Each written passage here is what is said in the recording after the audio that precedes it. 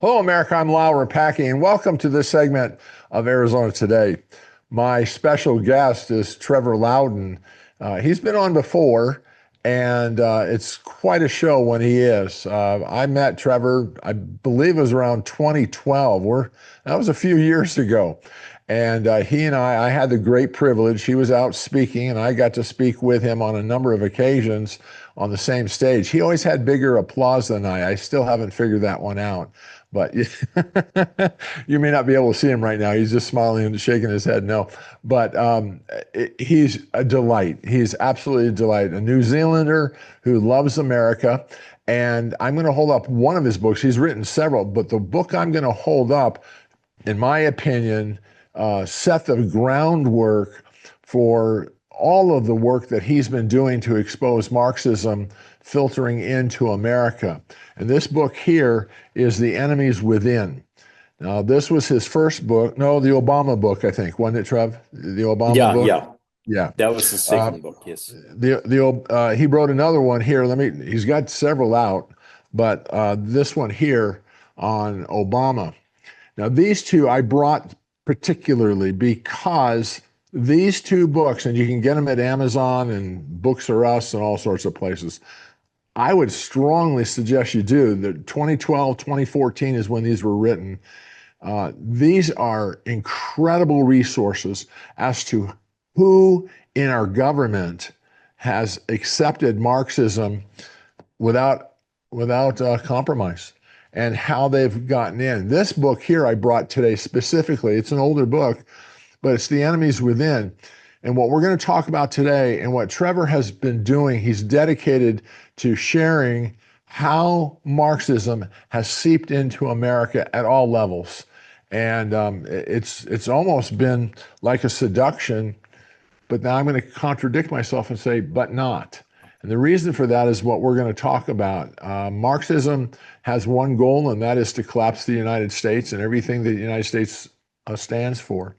And so they're unabashedly moving forward to do just that. My guest is Trevor Loudon. I am so glad to see him again. It's been a while.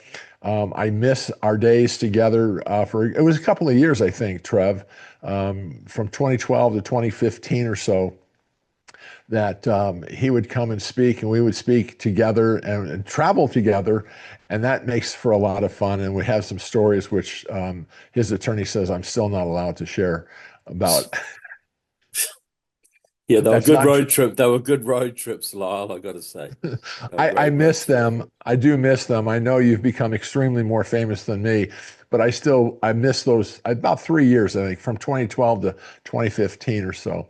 So Trevor Loudon, thank you for taking time out and joining me on Arizona Today. Where would you like to start? I really want to, if you don't mind, but you pick, because I defer to you, because you are a specialist. The Enemies Within. The reason I brought this again, Trevor, is because they really have seductively worked their way into the United States government, education, church, everywhere. And what say you?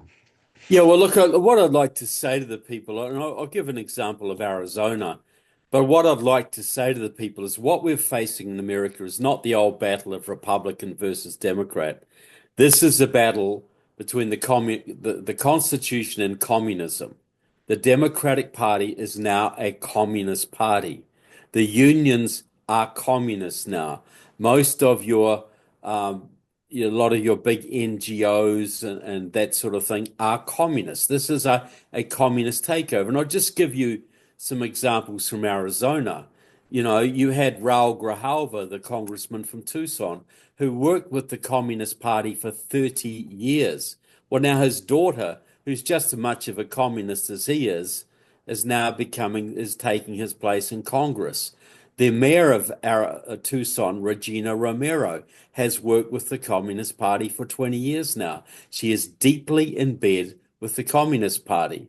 And if you go up to Phoenix, you've got Yasmin Ansari, the Iranian member of Congress, who's got deep ties to the radical movement and to Iran, especially the National Iranian American Committee, which is the lobbyist wing for the mullahs. But she's a congresswoman from Phoenix.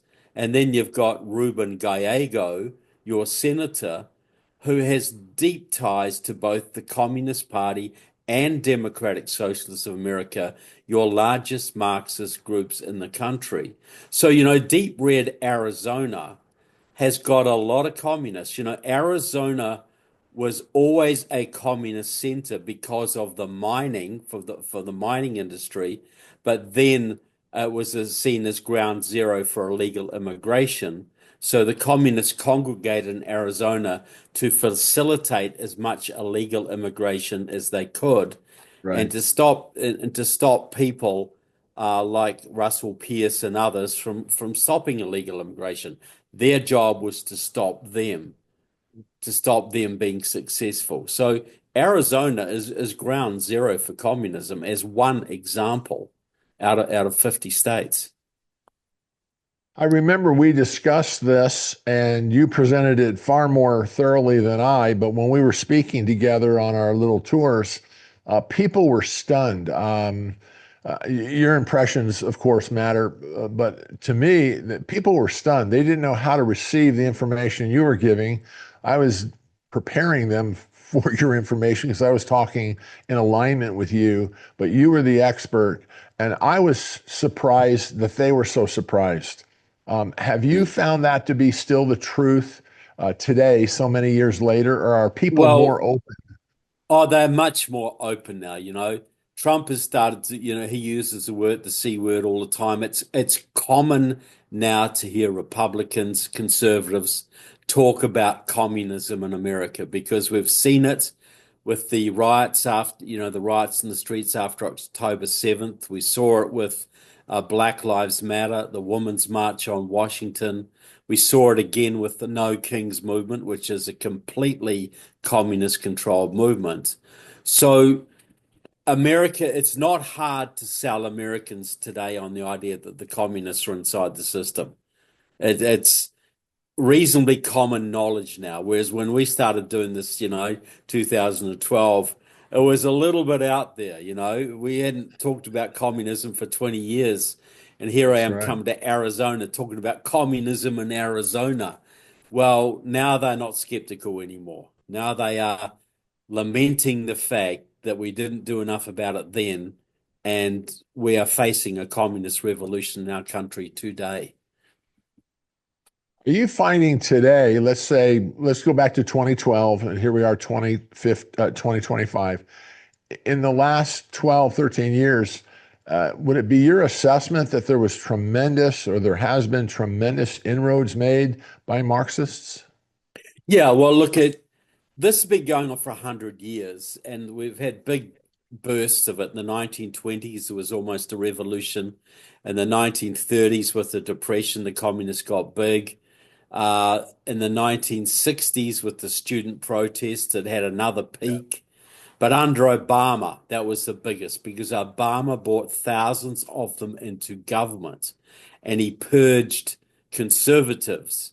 And so he basically, in 8 years, Obama advanced the revolution 50 years. He really amped it up. And then now under Biden, it went into absolute overdrive. And now, they put communists everywhere, opened the borders, massively increased the indoctrination in schools. Everywhere you look, increased the wokeness, and wokeness is a manifestation of communism. So yeah, we're 70% through a communist revolution right now. And if it hadn't been for President Trump being elected, we'd be there now. Their big ace. Their big thing was their plan was under Hillary Clinton or under Kamala Harris to legalize every single illegal immigrant in the country and give them voting rights. That would have been 20 million under Hillary Clinton, probably 35 million under Kamala Harris. They would then vote 85% Democrat, and you would never have another Republican or conservative president in America's history. That would have been it. we've been irrevocably on the road to communism if either of those two women had been elected. To your point, just this morning, now, ladies and gentlemen, this is October 23rd, but just this morning, President Trump announced by executive order that there would be no more mail-in ballots or machine counting of votes, that you had to come in, or you have to come in with your ballot, and you have to demonstrate you're an American citizen. That announcement just occurred this morning on October 23rd. So by the time you see this show, a couple of days will go by, but I want you to be aware, if you haven't seen it somehow through media, which we know is so balanced, Yeah, that yeah, yeah. uh, So no voting yeah. machines either, did he say? No, he did it this morning. Boy, this is nice, Trevor. I get to pull one on you. I Yeah, get to you got one over on me. this is big. Let me take a moment. It's my show, but boy, this is fun, ladies and gentlemen. He's been a mentor of mine, Trevor, and I kid about when we would both speak together, the same audience, he'd get bigger applause. I never understood that, and I tried to work it hard. Everybody else did, Lyle. Wait a minute, it's my show, Trevor. You're not supposed to do that. Sorry, Lyle. I shouldn't be so mean. My little Kiwi friend from down under. But yeah, this morning, Trevor, the president announced that by executive order, and I'll have the executive order later today, and I'll send it to you, Trev, but that the coming elections would be in person only, no ballots mailed in, no machinery, and you had to prove American citizenship with your ballot. Oh, So that's massive. that's yeah, that's big news, massive news here on October 23rd, 2025. Now, again, ladies and gentlemen, by the time you see this show, I'm sure it will be out all over the media and people will know about it. But I just wanted you to know that Trevor and I are breaking it right here together on the Wow, 23rd. yeah. Well, you broke it to me, Lyle. I've been out all day and I haven't been near the news, so that's fantastic news because the midterms are so critical, particularly, and any election is. Look, if Trump can get rid of substantial numbers of illegals and do this, um, the Yeah. Democrats are going to be decimated. They're going to Oh, be in deep, deep trouble. well, as you know, I coordinated the joint legislative hearings in 2020 for the election fraud in Yeah, Phoenix, and then in 2021 down in Oro Valley, south of Phoenix, where we had additional evidence of election fraud and theft. Not opinion, ladies and gentlemen, not theories, evidence. We had actual evidence. All of that was turned into the Arizona Attorney General, who did nothing with it. But I don't want to talk about that. In fact, probably next week, Senator Mark Fincham will be on the show, and we're going to talk about that. right. But Yeah. one of the things that we found um, was that in the 2020 election, China actually had a working satellite that interfered with the Dominion machines, and we had that information. We had the satellite information. We knew how they were doing it. They posted people outside many of the election centers on laptops, and they could interfere. We also knew that they had set up the system, as you all well know, to shut down elections at 1 o'clock in the morning because the bathroom broke down or water went Yeah, yeah. somewhere. It was all a And joke. and I like to talk too about another thing they had on the ground. But see, this is really important. People don't understand this. The Chinese, I recently wrote a book about Anthony Albanese, the Australian Prime Minister, who is a hardcore communist. And he got re-elected because the Chinese Communist Party told Australian Chinese they had to vote for him. And that was something like 300,000 people in key electorates.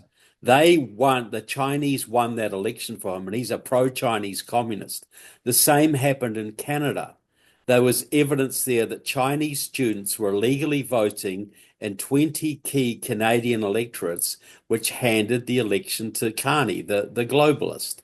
So this idea that China would interfere in elections, it's not just happening in America. This is international in all Western countries. And I say this, if Xi Jinping wants to take down America, what's he going to do? Is he going to spend billions of dollars on a trade war, which he might lose? Is he going to spend trillions of dollars on a shooting war before he's quite ready? Or is he going to spend a few $1 billion buying American politicians and interfering in American elections? What would you do if you were Xi Jinping? Yeah, really fascinating. You know, and I Um, would say I, two I, more points. In my book Stealth on Kamala, this is about Kamala Harris. I quote a top Chinese advisor to Xi Jinping, Jin Can Rong, who made a speech in 2017 outlining how they were going to take over America. And part of it was getting business operations set up in every congressional district of America, all 435. And why? Well, because he said if we get big businesses in each congressional district, we're going to get two or three or four or 5,000 people depending on us for their salaries, for their wages. We put a big battery plant in a district in South Carolina, or an electric vehicle plant in Michigan, or a whole bunch of marijuana farms in Oklahoma, whatever it is. yeah, We get political influence there. And the local congressman is never going to criticize China again because the 3,000 people in his district depend on Chinese money for their salaries and they don't want to jeopardize that. So he said, by following this strategy, we will. He mapped it all out. There's 100,000 voters in each electorate.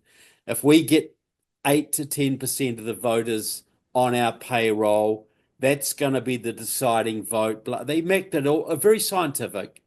And he said, we will make the US Congress a subsidiary of the People's Congress of China.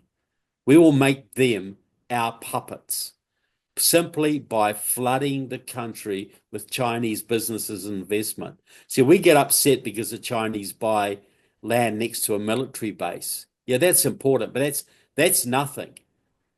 They are putting businesses all over the country to get political influence. That's the right. real game here.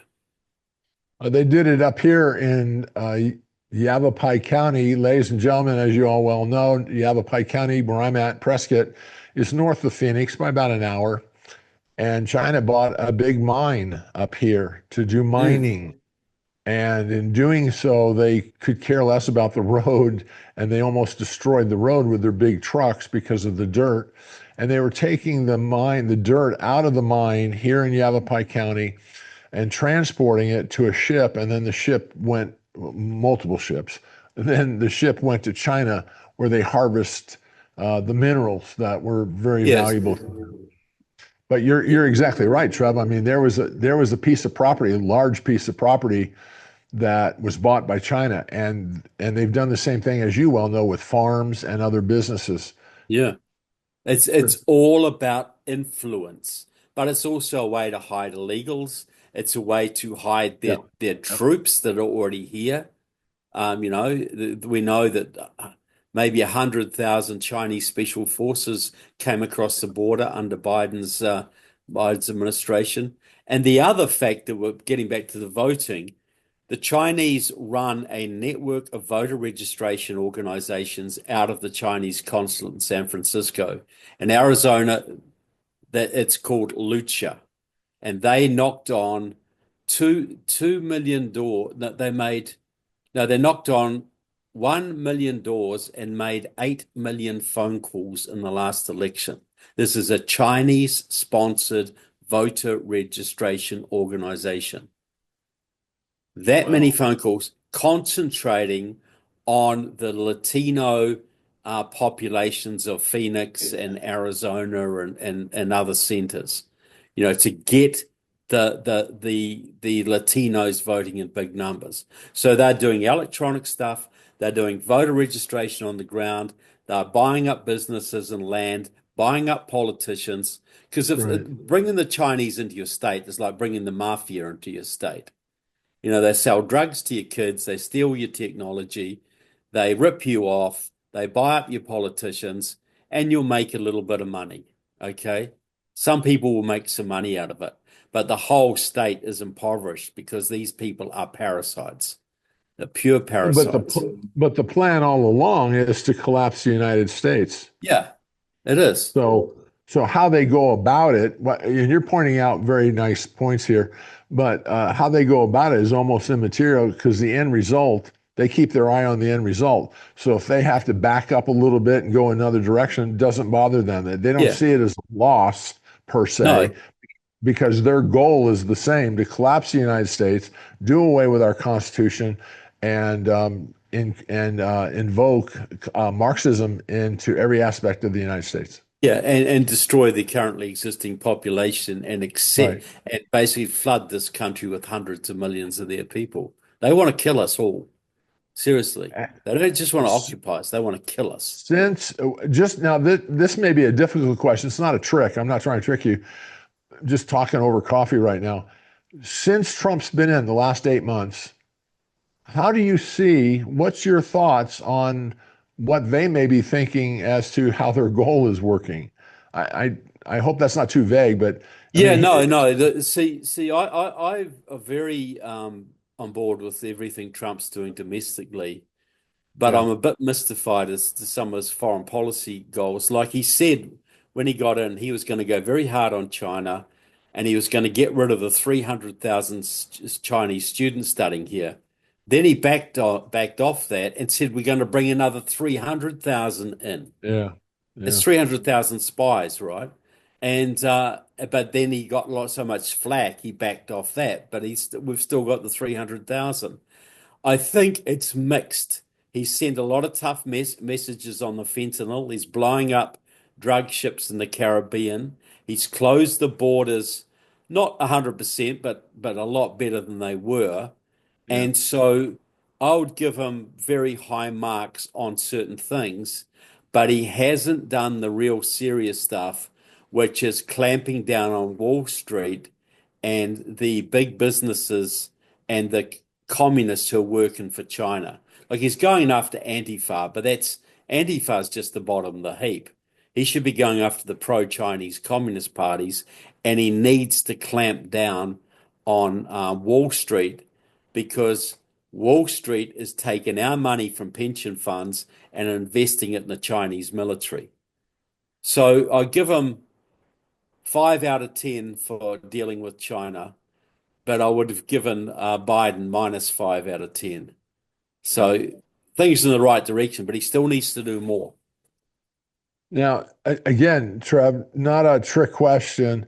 And I've never asked you this. I mean, isn't it funny all the time we've spent together and then even a couple of few shows over the last couple of years? Are you surprised, or what are your thoughts that so many American politicians have accepted Marxist doctrine, Marxist belief systems, and they're unabashed about it. And you name them in your books.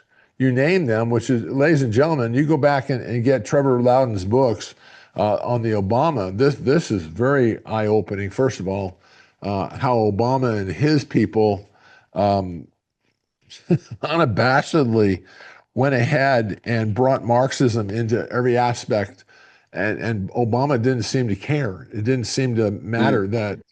And from my reading, Trev, he was unabashed about it. Could care less what Well, you he thought. was when he was leading it. Yeah, he got away Obama with is a it. communist. He's always been a communist, and Yeah, yeah. still So most this is Americans don't understand that.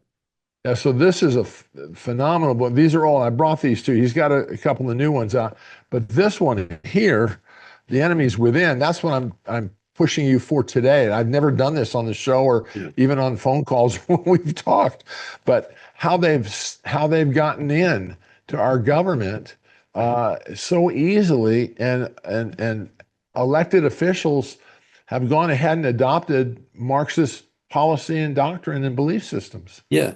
Well, this is how I think it's happened. Look, I've got a friend who's a former Australian intelligence officer, very high ranking, And in the 70s in Australia, they had a prime minister called Gough Whitlam, very left-winger. He opened up relations with China, this etc.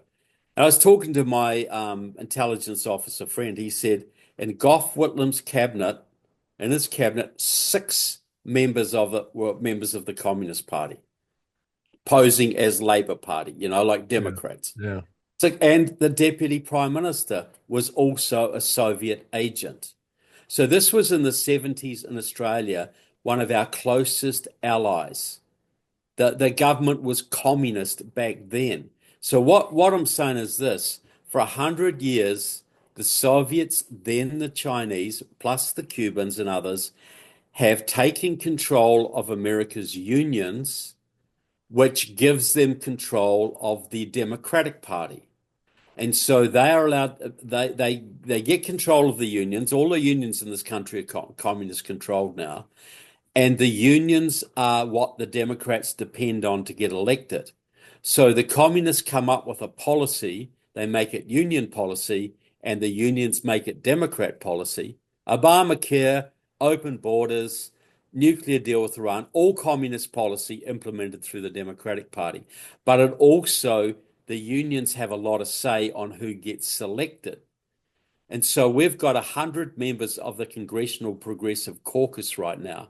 That is a Marxist caucus in the Democratic Party. It's the largest caucus. Virtually all of those people are Marxists.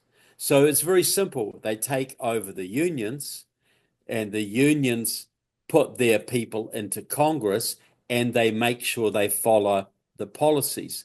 It's like, if for many years in Vegas, probably 50 mafiosi ran Vegas. 50 Yeah. guys. Yeah. Okay. And how did they do that? Because they can control the cops, they controlled the city government, Yeah. they'd bribe people, they'd threaten people. Well, there are probably 500,000 communists in America. They control all the unions. They've infiltrated the Democratic Party at every single level you can think of, from county commission to the US Senate.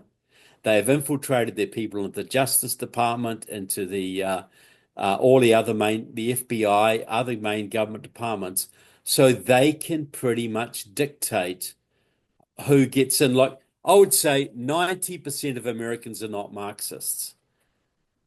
5%, 2 to 3% are pretty hardcore radical left.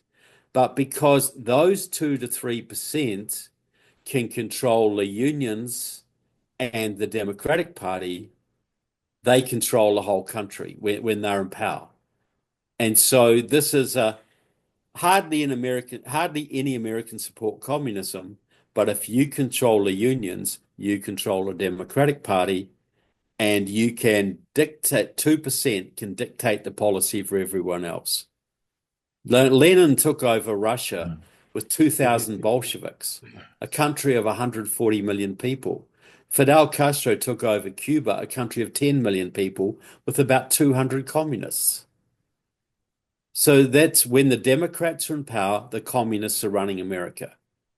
And when the Republicans are in power, a lot of them are still influenced by the same people and the same policies.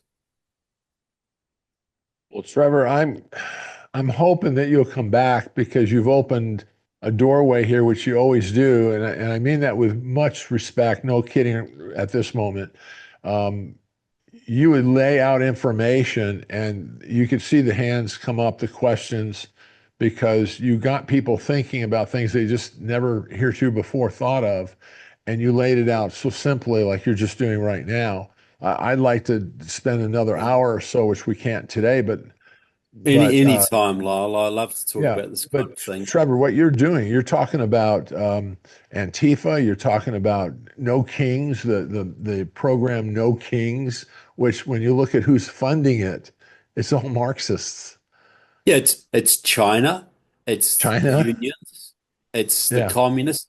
yeah, No Kings was great because, like, I live in a county of 100,000 people. We had about 120 people at that protest.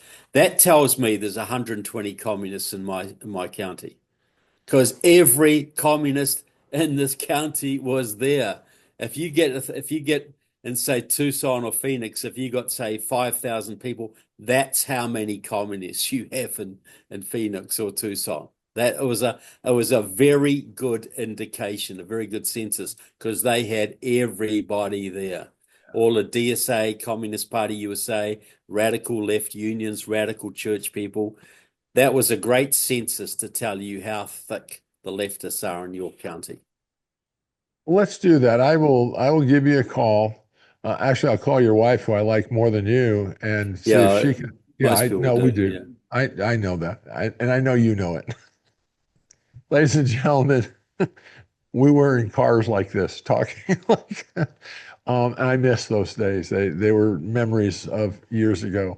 But let me give you a call and let's set something up, because I think this is open, like you normally do with an audience. You've opened doorways that very legitimate questions that nobody seems to really address, and you do. You take them on straightforward.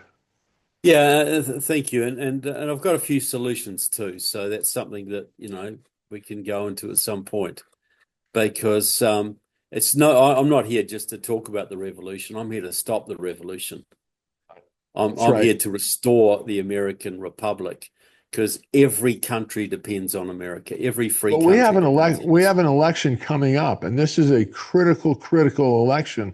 If we lose this Congress, impeachment's coming, and this nation's done.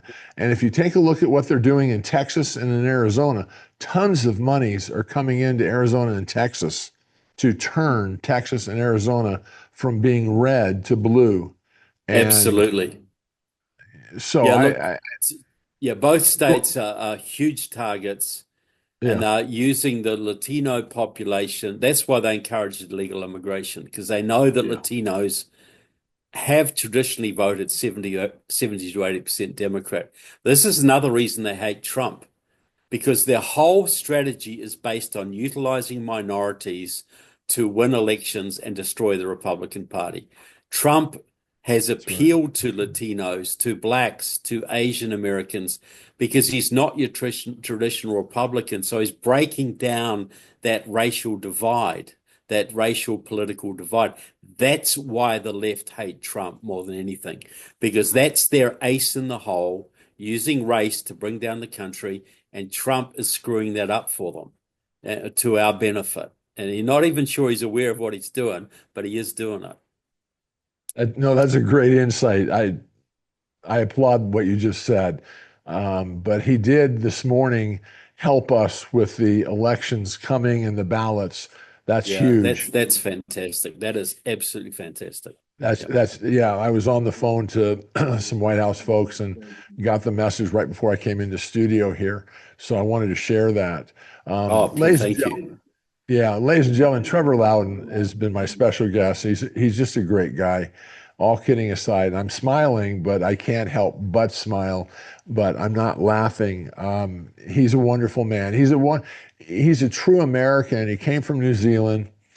Um, I shouldn't talk about how you were a baker, should I? No, I'm not going to do that. I'm Well, not. you can, but I'm just going to do it. I'm doing a little more of that too right now. I'm teaching my son how to do it. Yeah, so Uh, no, I'm he not. is I'm not proud. I'm not ashamed of that. I was a baker for many years. I was involved in politics and baking. It's a natural chain of progression. really, it A kind of baker in goes New together. Zealand to an anti-communist in America. It's everybody does that. You know. Oh, can you imagine the two of us 2 hours in a car together, or three? It was kind of like this. So, Trevor Loudon, thank you. I mean it most sincerely. I've missed seeing you. Thank you for accepting my invitation. You are a subject Anytime, matter anytime, Lyle. well, you're a subject matter specialist that has a lot to share, a lot to educate us, ladies and gentlemen, about not just Marxism, but the seduction that's taking place politically, economically, educationally in our systems. We haven't gotten into all that. And Trevor, I'd like to do that. I'd like to go down the list, and one show talk Yeah, about the educational system, another show this and that, because it's all working together, but it's very sophisticated and it's multidimensional, And I'm the Mm. student. He's taught me, but ladies and gentlemen, I'm not the subject matter specialist. But from what I can gather from his research, from his writings, this is very multidimensional, very sophisticated, very seductive, and they go after each little area with the Yeah. idea they're gonna collapse our nation. Go ahead, Trev. Yeah, this is like an octopus. This is That, many lines of that's a great attack, way. you Yeah, know, that's a great and way. we might chop off an arm here and there, but we got to take Yeah, the octopus out right from the top. And super. that's and taking down China is a big part of that. A big part of that. Thank you. Trevor Loudon has been my special guest and a good friend. And I just thank him for taking time out, books, speaking, interviews all over, to spend time with us and to educate us. And I'll bring him on back.